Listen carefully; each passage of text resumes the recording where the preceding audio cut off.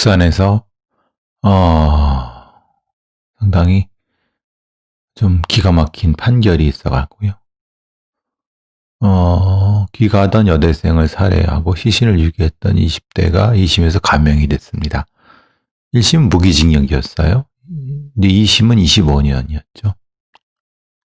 그 범행의 전후를 살펴보면은 4월 18일 새벽이죠. 4시 좀 지나서 부산 남구의 어떤 대학가의 어떤 골목에서 21살짜리 여대생을 뒤따라가서 목을 졸라 살해하고 핸드백을 빼앗아 달아났어요.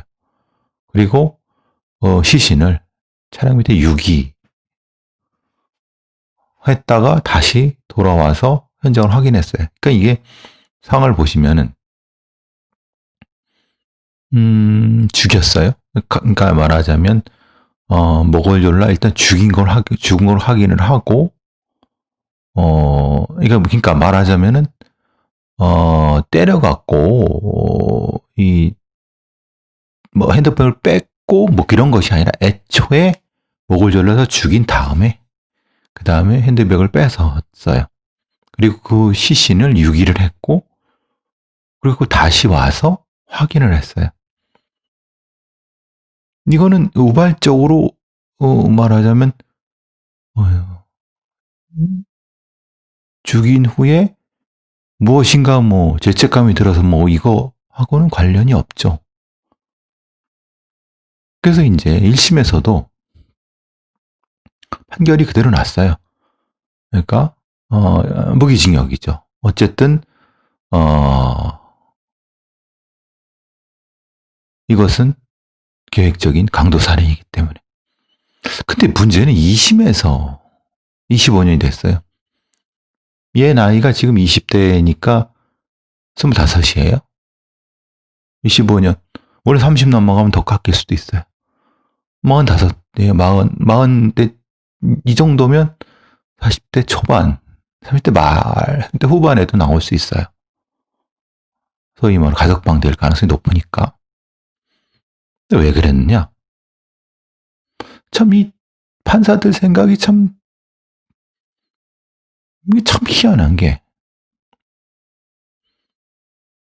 그러니까 그 젊은 여대생은 21살짜리는 아무런 이유도 없이 귀중한 목숨을 잃었고, 이 범인놈은 그걸 돈도 목적이고 사람 죽이는 거. 근데 정확히 어떤 것이 주된 것인지를 이 판사들은 별로 궁금해하지 않는 거예요. 그러니까 강도 살인이에요. 그러니까 이게 실제로 돈을 노리고 한 건지 아니면 목숨을 노리고 한 건지 정확히 모르는 거예요. 판사들이 모르면서 이런 판결을 내린다. 그러니까 우리나라의 이 사법 체계에 큰 결함이 있다는 게 이거죠. 즉 말하자면은 정확히 동기를 모를 것 그러니까 이게 판사들은 정확히 동기에 대해서 관심 갖지 않아요. 그냥 형량의 법에 있는 강도살인 몇 년, 양형 기준에 의해서.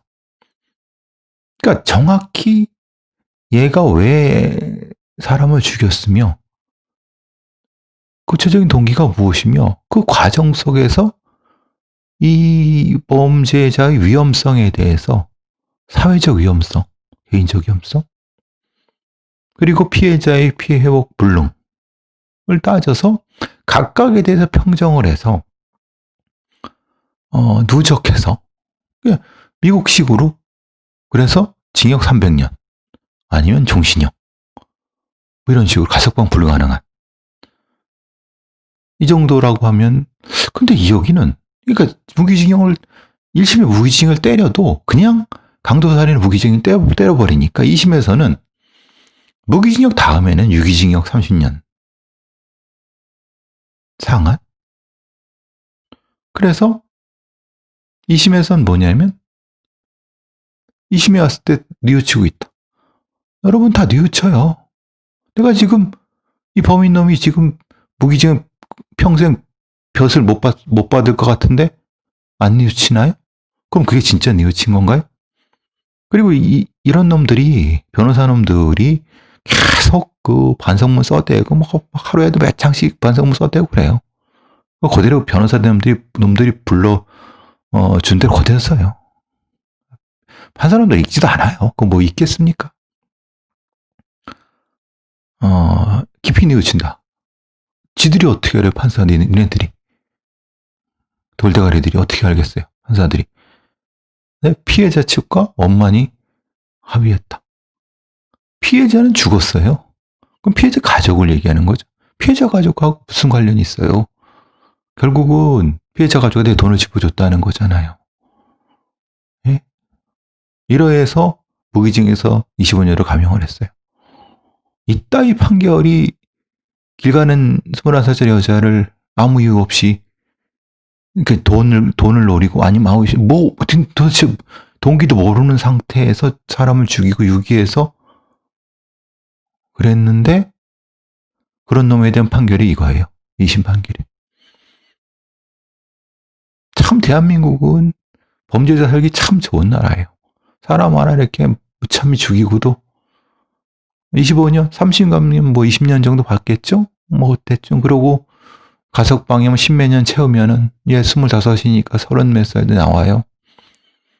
좋은 나라죠. 한 사람의 죽은 사람은 21살짜리 앞으로 5, 60년 살아보지도 못해서 죽었고, 그 가족들은 평생 씻지 못할 고통 속에 사는데, 판사놈들은 그 앞에 있는, 피해자는 뭐 의미 없죠. 판사놈들한테는. 그 앞에 있는 제 25살짜리 앞에서 울고 하고 막 합의서 갖다 내고 뭐 탄원서 반성문 내고 막 그러니까. 이따위 법체계가 어디 있습니까? 기본적으로 저는 우리나라의 사후체계에서 이 소위 엘리트 판사들의 판결은 신뢰할 수 없다고 봅니다. 적어도 형사재판, 민사재판은 모르겠어요. 형사재판에서. 형사재판은 배심제로 가야 되는 거예요. 엘리트 판사들한테 판결권을 주면 안 됩니다. 지들 마음대로 하잖아요. 배심제로 가고, 엄격하게 거기서 형량을 종신형, 가석방은 종신형, 또는 엄격한 증거주의, 그리고 누적주의, 징역 300년도 좋다. 500년도 좋다. 그러면 교도소에 엄청나게 들끓을 거라고 아닙니다. 우리나라는 제가 그랬잖아요. 단기 자유형이 너무 많다고. 단기 자유형은 실제로 실행할 필요가 없어요. 벌금형으로 하거나 아니면 노역형으로 하거나 아니면은 다른 교화 방식으로 하고. 그리고 실제 진짜 그 교도소에 가둬야 될 놈들을 가두고. 중범죄자들. 소위 말하는 가둘 필요가 없이 이런 탈시설에서도 충분히 효과를 거둘 수 있는 우린 거꾸로 돼 있는 거예요. 이 판사놈들, 그러니까 소위 말하는 검사, 판사, 법무부의 범죄 예방하는 놈들이라든가 이런 기본적으로 생각이 걔네들부터 전 사그리 정리해야 된다고 봅니다. 다시 말씀드렸잖아요.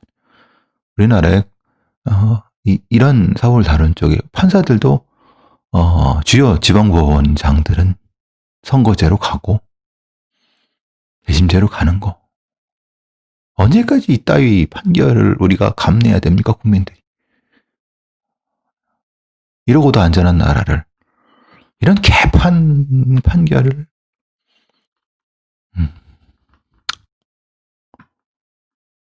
사람 목숨이 거의 지난 파리 목숨만도 못하는, 그걸 누가 만들었나요? 그 잘나신 법률가 분들이 만드셨네요. 좀 전에 이제 MBC에서 조두순법 시행 때문에 전자발찌 착용해갖고, 근데 이제 MBC 뉴스데스크에서 지금 전자발찌를 찬사라 천안교도소로 찾아가서 전자발찌 차고 왜 재범을 했냐, 9살짜리를 또 강간을 해갖고 들어왔어요. 그러니까 전자발찌는 아무런 도움이 안 된다. 왜? 아니, 뭐, 그거가 전자발찌 차고 관광 내고 다니는데. 근데 제가 뭐 다른 거는 뭐 MBC의 뉴스데스크 이 주제 자체는 잘 선정했다고 생각하는데 계속 얘기를 해야 된다고 하는데 저는 결론 거기로 논 논의를 이끌어가는 방식과 결론은 영 엉망이라는 거예요. 즉 전자발찌 차고 있는 3,000명 중에 재범 위험성이 높은 사람들 대상으로 집중 감독을 하고 있고 조도수법이 적용되면서 근데 결론은 인력을 확충해야 된다. 즉 법무부의 논리죠. 당장 인력이 없어요. 인력이 없으니까 아랫돌 빼서 윗돌 막는 괴는식으로 식이다. 그래서 지금 여러분 아시는 것처럼 무도 실무관이 있습니다. 법무부에. 단기 계약직들입니다. 무술을 좀 하는 애들이 이런 사람들을 보호관찰관을 보조해갖고 따라다닙니다. 근데 사법권이 없어요. 제가 그래서 말씀드렸어요. US 마살처럼 법무부가 사법권을 가진 애들을 별도로 만들어서 얘들을 실질적으로 감시해다. 그러니까 우리는 어정쩡한 중간 상태. 이거는 사법권이 있는 것도 아니고 그냥 감시만 하는 정도. 그러니까 생각해 보세요. 걔들이 전자발찌 찬 애들이 무서워하겠습니까? 대래 막 자해하고 막 달려들고. 그러니까 이 기자 MBC의 기자야도 MBC도 이 사안의 본질을 모르는 거예요. 물론 저는 몇 년 전부터 얘기를 해왔습니다. 그리고 몇 년 전부터 얘기를 해왔고 어느 순간인가 이런 무도신문도 뽑고 그랬더라고요. 그래서 저는 이렇게는 안 되는데 라고 했는데 그냥 뽑고 운영을 하고 있어요. 겨우 그냥 계약직으로 몇 명 뽑아갖고 위기 대응팀을 해서 출동시켜갖고 했는데 참 법무부 공무원들 대가리가 참 고시본 놈들이죠. 대부분. 참 그 땜빵은 진짜 잘해요. 실질적으로 권한을 주기 싫은 거예요. 지들이 부려먹고 쉽게 자르긴 좋은데 그게 싫은 거예요. 보호관찰관이 우리나라는 한 명이 뭐 100몇 명, 뭐 이 정도로 뭐 관리하는데 관리가 되겠습니까? 그래서 그걸 무도실무관 하는데 무도실무관이 말하자면 아무런 이 권한이 없는데 무슨 뭘 하겠습니까? 그러니까 근데 저는 계속 이런 걸 주장했었는데 MBC의 이 기자의 멘트도 그거예요. 관건은 관리 인력입니다. 즉 대구관찰소는 보호관찰 6명이 120명을 관리하고 있습니다. 1명당 21명인데요. 이 네 논리는요. 법무부의 고위 관료들 놈들, 소위 고시본 놈들, 이 검사 놈들, 걔네들 논리입니다. 이거 누가 몰라요? 인력? 그럼 우리 이 영역에서 인원이 인력이 차고 넘치는 데가 있습니까? 그럼 이게 뭐죠? 사실은 인력의 문제는 기본이에요. 그런데 인력의 문제를 극복할 수 있을 방법이 분명히 있습니다. 왜냐하면 그걸 권한을 주면 됩니다. 즉 우리나라 그러니까 미국과 영국 같은 경우에서 물론 관리 인력도 많고 그렇지만 더 핵심적인 거는 그 관리 인력한테 핵심적인 사법권을 줬다는 거예요. 즉 말하자면은 우리나라의 경찰처럼 지금 그러니까 말 안 듣고 저항하면 총기 사용해서 바로 체포하고 사살하고 아니면 사살까지는 아니더라도 체포해서 일정 정도 구금할 수 있고 그러니까 말을 들을 수밖에 없어요. 그걸 얘기를 해야죠. 즉 권한이 있는 법적인 권한이 있는 사람들의 팀을 소수지만 정예화시켜서 근데 그러려고 하면 신분 보장해야죠. 거기에 따른 여러 가지 이제 일종의 보험도 들어줘야죠. 또 거기에 따른 여러 가지 제반 조건들을 마련해 줘야죠. 법무부 거기 관련 놈들이나 정부에 있는 들 그런 생각 안 합니다. 지금 당장 국민들이 뭐라고 막 여론하니까 그대로 탁 땜빵만 하는 거예요. 제일 쉬운 땜빵이 전자발찌고 그 다음에 이제 무도실문관이라고 하는 사실 쓸모없는 그러니까 권한도 없는 쓸모없다는 게 이제 흔히 말하는 현실적으로 권한 이 사람들 가서 쌩 지랄할 때 이 전자발찌 하는 애들 얻어 터지고 막 다치고 막 그래도 아무 소리도 못하는 그런.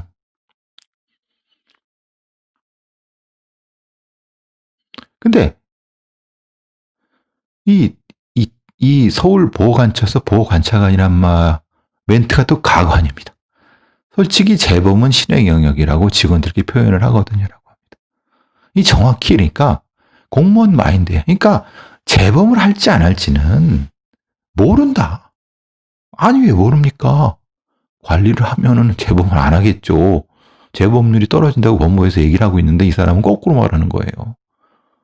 이따위 멘트가 어디 있습니까? 공무원이.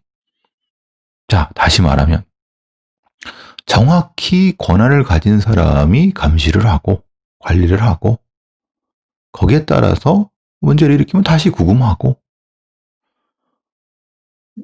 그러니까 범죄를 저지르기 전에 구금하면 되지 않습니까? 지금 그것이 못하고 안 되니까 재범을 하는 거죠.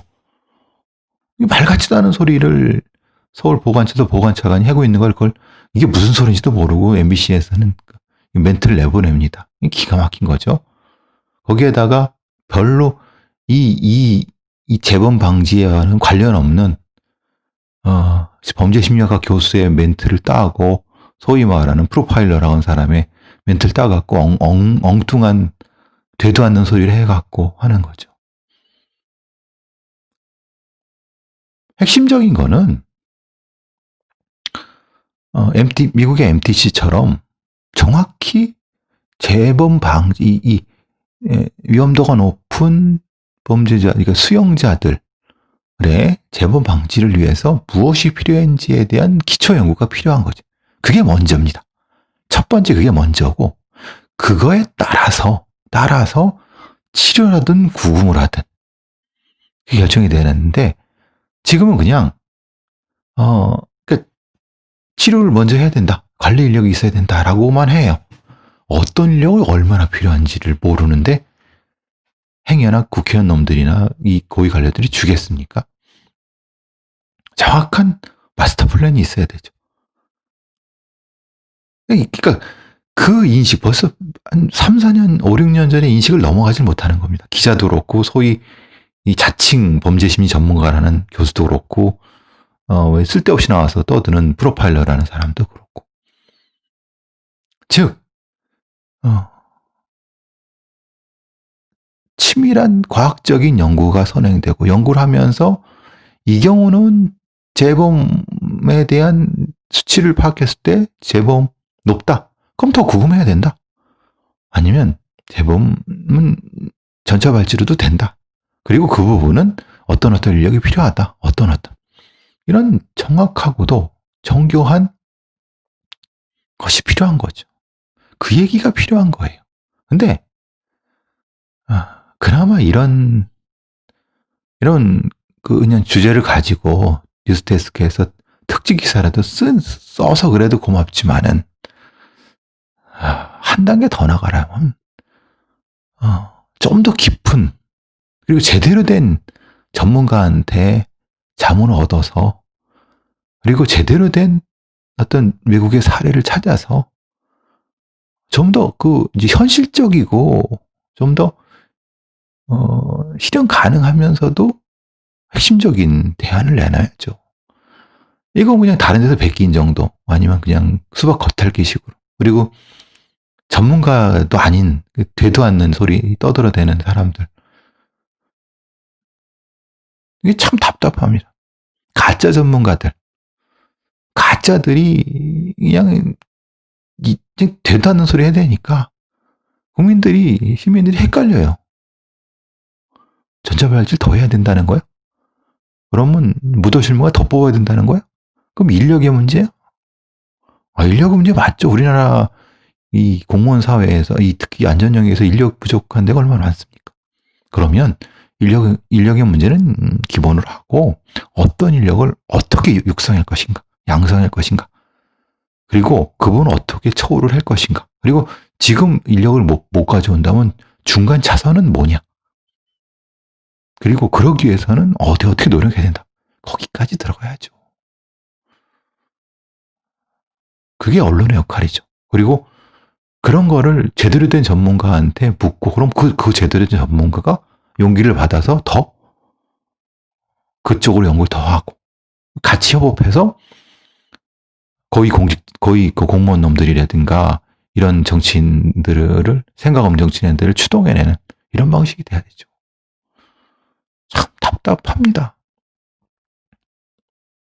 되도 않는 사이코패스 얘기는 또 왜 하는지 모르겠어요.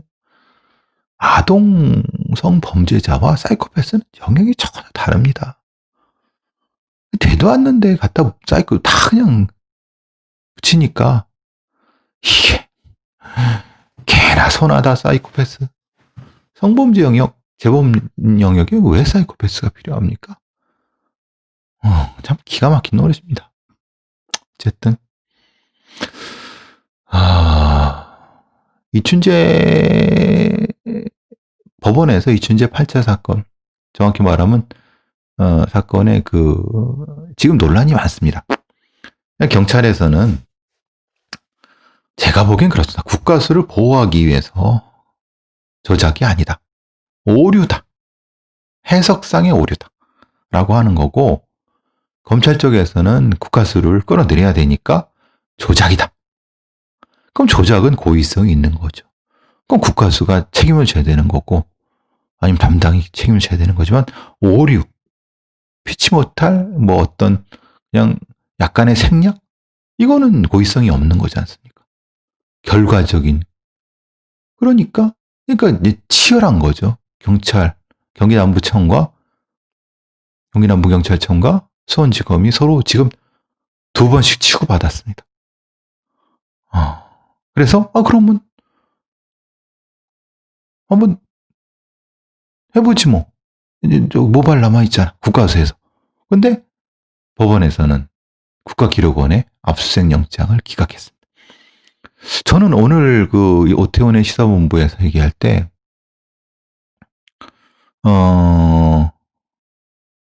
아니, 국가기록원에 이 사건 서류가 있단 말이에요. 근데 거기에 증거물이 들어가 있네요. 그래서 뭐지? 라고 했어요. 근데 이 증거, 이 서류, 사건 서류라고 하는 것이 30년이 30년 이렇게 보관 연도에 따라서 국가기록으로 이관되는 건 맞는 것 같아요. 근데 그거에 대한 문제를 제가 다른 것이 아니라, 국가기록원에서 30년간 보관 중이고 2017년, 2018년도에 이관됐는데 국가수 관계가 확인했는데, 제가 궁금한 건 그게 아니라, 생각해 보세요. 서류가 이렇게, 서류를 이렇게 해갖고 국가기록원에 이렇게 보관을 했어요. 근데 그 서류의 속에 증거물이 있네? 이건 어떻게 존재하는 거냐면, 스카치 테이프에 모발이 붙여 있는 상태로 돼 있는 거예요. 그러니까 사실은 그게 거기 있는지도 처음 보관할 때 몰랐을 수도 있어요. 근데 이건 사실은 위험하다고 보는 거는 뭐냐면, 만약에 그게 머리카락이 아니라 다른 증거물, 그러니까 말하자면 썩을 수 있거나 아니면 거기에 무엇인가 약간 화학적 반응이 일어날 수 있는 증거물, 이런 것들이 있었다고 하면은 그 기록 훼손되지 않습니까? 그 기록만 훼손되겠습니까? 불이라도 나거나 아니면 다른데. 그러니까 실제로 이것이 아무래도 제가 보기에는 그냥 국가기록원법이 만들어지고, 그래서 관련된 서류를 일괄 이관을 할 때 그 안에 것을 확인을 못한 것 같아요. 그게 허술한 거예요. 근데 그 확인을 안 했던 것이 오히려 더 그 증거가 거기 남아있도록 만든 거죠.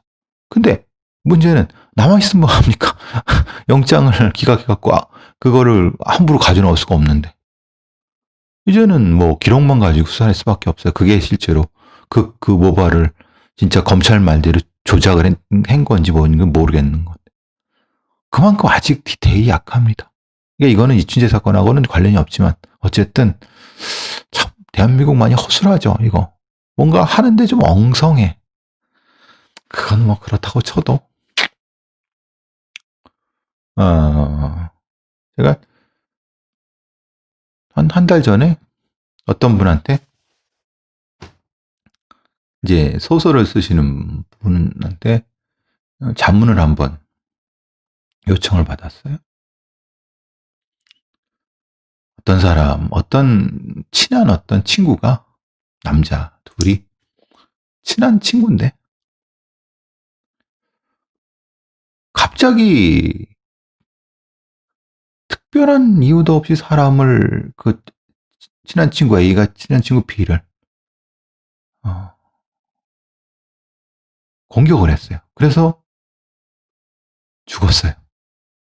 그러니까 그런 소설을 저기 소설의 그 내용 중에 하나죠. 제가 생각해도 좀 현실성이 없는 것 같아서 물어본 거예요. 갑작스럽게 분노라는 것이 가능하냐? 또 오랫동안 알고 지낸, 그러니까 아주 친한 건 아닌데 그래도 알고 지낸 사람이 가능하다. 상황을 보면은 분노라는 건 상대적인 거다. 상대적인 거고 차별성이 있다. 그 둘이 남자들인데 언제 어떻게 만났는지 모르지만은 우리가 뭐 또 친구라고 하는 것이 속 깊은 것까지 다 공유하진 않는 거고. 예를 들면 이런 거죠. 사실은 다른 많은 면에서는 일상적인 생활에 교류를 했지만 실제로는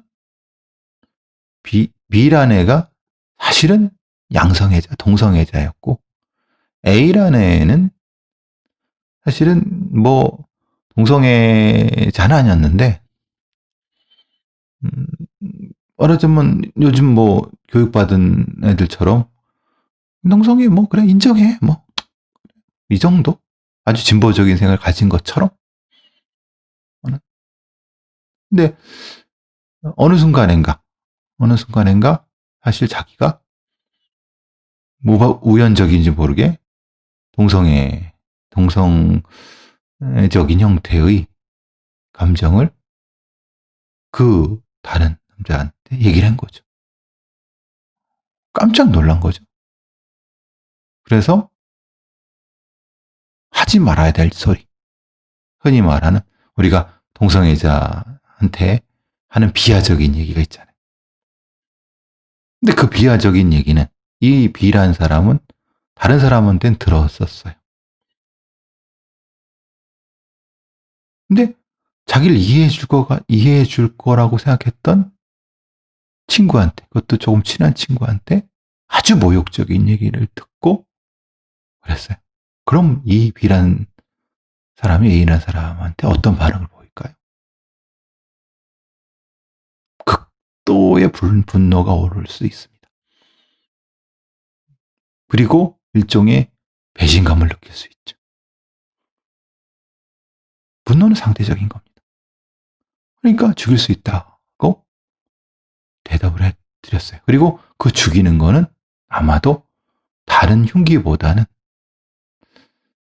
흉기를 사용하지 않고 자신의 분노가 그 사람한테 전달될 수 있게 목을 조르거나 아니면 다른 방식, 비슷한 형태라도 충분히 가능하다. 그리고 제가 이 CCM 아니면 다른 미국의 사례 이런 사례에서도 한두 건 본 것 같아요. 했더니 한 달 전이죠? 아주 고맙다고 얘기하더라고요. 사실 인간이 가지는 분노는 상대적이기도 하고, 그래서 사람은 열린 마음을 가지되, 또 아무리 친한 사람이라 하더라도 말을 조심해야 되고, 그리고 자기의 삶은 자기의 삶을 타인이 이해해 주지 않는다 하더라도 거기에 크게 분노하지 않는 어떤 내공도 필요한 부분인 거고. 사실 저는 범죄를 공부하고 다르면서 인생 공부를 많이 하죠. 범죄를 알면 알수록 마음이 슬퍼진다고. 아니, 인간을 더 많이 이해하는 것 같아요. 그래서 사실 제가 이렇게 이거 못 떠나는 것 같아요. 이 영역에서. 뭐 크게 제가 사회적으로 성공한 것도 아니고, 앞으로 성공할 가능성도 없고, 돈을 많이 벌 가능성도 없고, 겨우 그냥 입에 풀칠할 정도? 지금 뭐 강남 집값이 뭐 천정부들이 뛰어갖고 뭐 15억 넘는 집은 뭐 대출이 불가능하다 뭐, 그리고 뭐 1년에 뭐 1억씩 1억 2억씩 집값이 뛴다 뭐, 마용성 뭐 강남 맺고 뭐. 저한텐 야, 딴 나라 딴 나라 얘기죠. 딴 나라.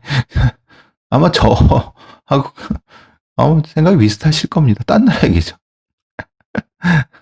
예, 한 1년에 몇 억씩 그 집값이 오르면, 솔직히 저 1년에 열심히 뭐 그냥 뭐 이렇게 어떻게 해서 그 서울 디지털 대학에 있을 때도 그 이제 어쨌든 뭐 비정년 트랙이지만 뭐 돈 받고 막 뛰어다니면서 이제 방송 뭐 해서 해도 1년에 3천을 벌기가 힘들어요. 3천을 벌기가 힘들어요. 근데 매덕? 야. 근데 이제 저 같은 사람이 돌면은 이제 더럽다. 막 그럼 내가 그럴 것 같진 않아요. 없으면 없는 대로 사는 거죠. 그렇지 않습니까? 어떻게 하겠습니까?